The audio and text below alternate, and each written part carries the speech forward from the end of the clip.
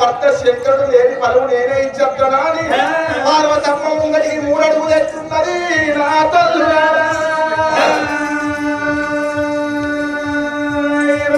పార్వతమ్మ ముంగటికి 1 లక్షల ముచ్చటాలు తెచ్చింది. ఏం ముచ్చట అంటావా? అప్పుడు రాజావా ఈ ముచ్చట అప్పుడు కాదు వెనుకటి కాలంలో ఒక దేవుళ్ళ కాలంలో జరిగింది. పార్వతమ్మకు శంకరుడు లేక అని బలవెత్త ఇచ్చి రావాలి. వెనుకటి కాలంలో మొదటి శంకరుడికి బాలపల్లి అటువంటి ఊళ్ళకు పూలను ఇష్టపేడు రాయే పార్వతమ్మ భూలోక పట్టణం లోపల ఎంతో తెలివి కళ్ళు ఎంతో విజ్ఞానం ఎంతో జ్ఞానార్థం ఉన్నారు. అలా తెలివి నీకు కళ్ళ కట్టినట్టు చూపిస్తారా పార్వతమ్మని ఎక్కడ దొరకపోయాడు. ఇదే బాలపల్లి అటువంటి ఊళ్ళో తీసుకొచ్చిండు. ఆ బాలపల్లి లోపల కథ సంగతి ఎట్లున్నది. పులానా కాపుల ఇళ్ళల్లో కాపు మల్రెడ్డి భార్య కాపు లక్షల కొద్దిగా మల్రెడ్డి చేసిండు. లక్షల పొలంకాడికి పోతున్నా అని నాగలి పట్టుకున్నాడు. పొలంకాడికి పోతున్నా లక్షలో 10 గంటల వరకల్లా తల్లి తీసుకురా లక్షలకు చెప్పింది. ఇక కాపు మల్రెడ్డి నాగలి పట్టుకొని ఎత్తు పట్టుకొని పొలంకాడికి పోయి పొలం దున్నుతున్నాడు.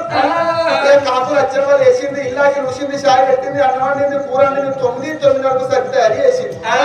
ఇక 10 వరకల్లా పొలంకాడికి పోతానే తయారైంది కాపు లక్షవ.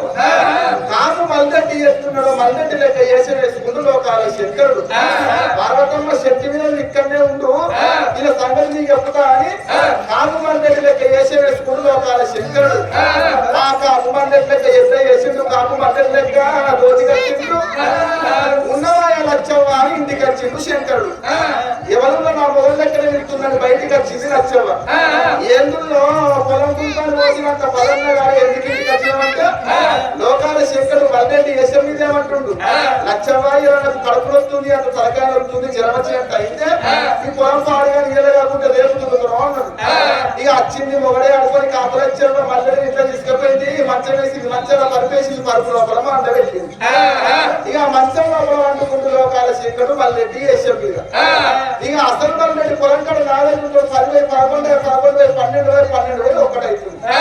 కడుపుల కూడా పెట్టబట్టే ఆ పిసలి లక్షలకు రాగానే సర్దిదేమని చెప్పిన అది పని మీద వాడి పిసలి మర్చిపోయినట్టుంది. ఈ పొలం ఇయ్యల కాకుండా రేపు దుమ్ముకోవచ్చు, ఆకలి బాగైతుందా అని ఎత్తిడిసి నాగలిసి చక్కగా ఆకలి మంట మీద ఇంటికి కడుతుంది. ఆకలి మంట మీద మల్రెడ్డి అవే వచ్చి అది గరం మీద వస్తుంది ఇంటికి మల్రెడ్డి. ఇంటి లోపల ఉన్న లక్షలు ఏంటిలో నా మొగలు ఎక్కడ వెళ్తుందని బయటికి వచ్చింది. బయటికి వచ్చే వరకు నా మొగడే ఇంట్లో పీరిగా ఇంట్లో అన్నది అమ్మగడ మరి ఇక్కడ ఉన్నది నా మొగడ ఎవరిగా నువ్వు అంటుంది నచ్చావు. ఓ పిసలా మొగల్ని పట్టుకుని ఎవరంటే ఏంటి వరకల్లా మంచాల మల్రెడ్డి చేసే మీద వండుకున్న శంకరుడు బయటికి వచ్చింది. ఎవరెవడు ఆడవాడే ఈడవాడే ఆ న్యూస్ ఈడు ఈ న్యూస్ ఆడవాడు అంటే కాపులు వచ్చే శాతం దొరుకుంటుంది వచ్చేసం గుర్తుకుంటుంది. ఈ కఠిన నా మొగలు ఎవరు ఇద్దరు నా మొగలు ఇట్లయితే నా మొగలు ఏర్పాటు కాదు. నడువులో పంచాయతీ జరుగుతుంది. పంచాయతీ కాడిపోతే నా మొగలు ఎవరు ఏర్పాటు చేస్తారు పెద్ద మనుషులు అని ఇద్దరిని పట్టుకొని ఎత్తి పట్టుకొని నాడు పట్టుకొని పంచాయతీ కాడికి వచ్చింది. ఇక నడువులో పంచాయతీ కాడికి ఇట్లా మందందరూ కూర్చొని పంచాయతీ చెప్తుంది. ఆ పంచాయతీ కాడికి కాపులు వచ్చి అందరూ దండ పెట్టి మీ బాగా మీ కాళ్ళు మొక్కుతా అయ్యా మీ పంచాయతీ పక్కకుండా పెట్టుకుని పంచాయతీ తెలవలు చేయరు అంటుంది. అంతమందిలో ఒక నీ పంచాయతీ అంటే చెప్పుకోవాలి వచ్చాము అని పెద్ద మనిషి.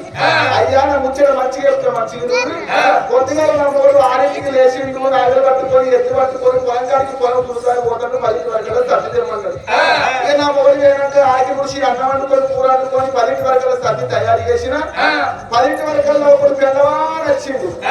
ఏంటో పొలం తులుకొని పోతుంది అంత పరంగా ఎందుకు వచ్చినామంటే లక్ష్యంగా నాకు జ్వరం వచ్చింది తలకాయ వస్తుందో అన్నాడు. వచ్చింది నా మొగడే అనుకోని సూదిప్పించి ఇంట్లో మంచం వేసి పరుపేసి మంచాలా నా మొగని వంట పెట్టింది. మళ్ళా 12 కాదు 1ంటికి మరో లక్ష్యంగా వచ్చిండు. మరి పొద్దుగాల 6ంటికి ఏంది నా మొగడ 10ంటికి వచ్చింది నా మొగడ 1ంటికి వచ్చింది నా మొగడ. ఈ ఇద్దరికల్లా నా మొగడు ఎవరో మీరే ఏర్పడి తీర్పు ఎక్కువ అంటే అడ్డం పెట్టింది. ఇక పెద్ద మనుషులంతా పింజం అవుతున్నారు.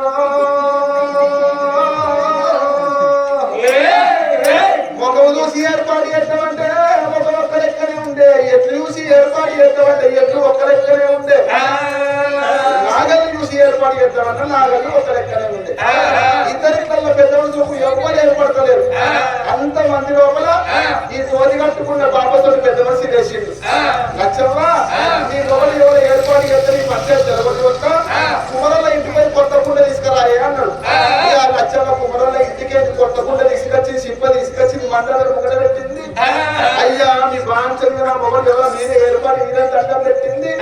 ఆ పెద్ద మనిషి తీర్పు ఏమని చెప్తున్నాడు?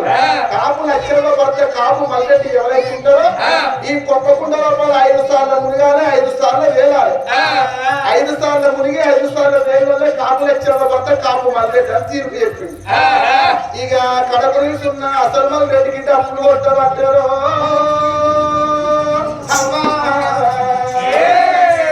కుండపాడిగాను కుండ పూతేమో గింటుంది నా మొదలేమో గింట పాడాలి. ఆ కుండలో నేను మునిగకపోతే లక్షణ నా పిల్లవే కాదంటారా? శాతంతో నడుచుకుంటుండు అసలు మల్లెడ్డి దేశం మీద ఉన్న లోకాల శంకర్ ఏమంటుండు? కుండలోపల ఉనుడు మిశారా, కుండలోపల దేవుడు మిశారా, 5 సెకండ్ల ముందు 5 సెకండ్లు వెళ్తాను.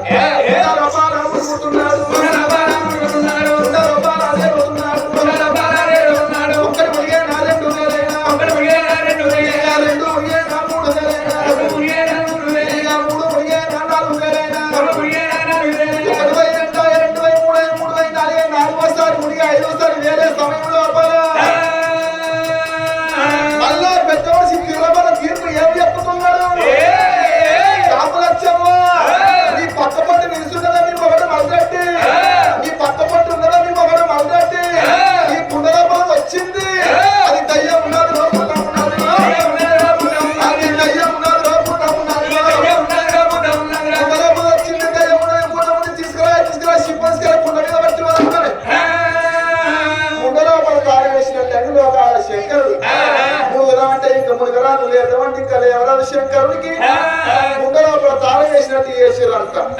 ఈ పంచాయతీ మొత్తం శంకర్ రామన్న చేసిన మీద శక్తి నుంచి చెప్తుంది పార్వతమ్మ.